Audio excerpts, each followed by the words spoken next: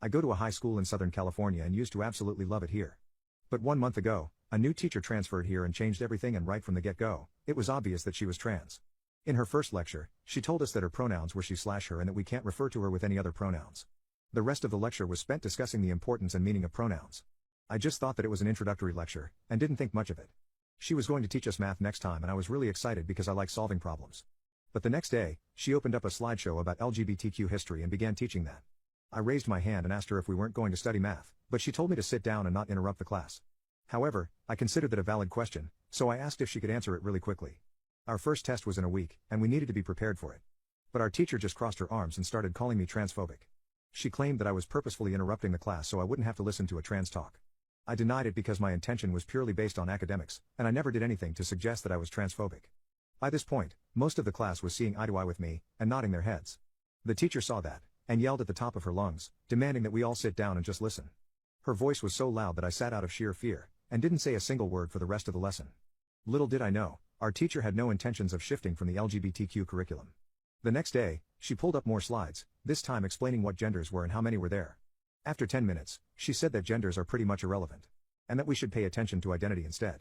I let out an involuntary laugh, but she heard it and told me to stand up. She asked if I was being transphobic again, and I had to hold back a sigh. I was really reaching the limit of my nerves, and ended up saying, "Oh come on, 2 genders are just about enough. Now can we please get on to studying for our tests?" Our teacher completely lost it once I said that. She murmured a curse under her breath, and told me to come stand next to her. She started yelling right in my face, telling me that my views were extremely narrow-minded and offensive to everyone. I tried to argue, but she would just speak over my words and didn't let me get a single sentence in. Then, she did something unfathomable. She grabbed her ruler and hit my arm with it. I freaked out and said, "This isn't kindergarten where you can do whatever you want.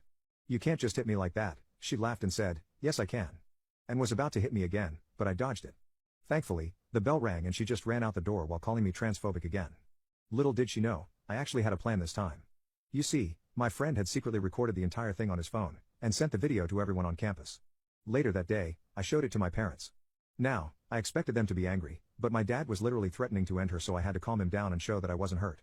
My parents decided to go to the headmaster's office along with me to get that horrible teacher fired. We told him everything and even showed him the footage. However, to our surprise, the headmaster refused to do anything.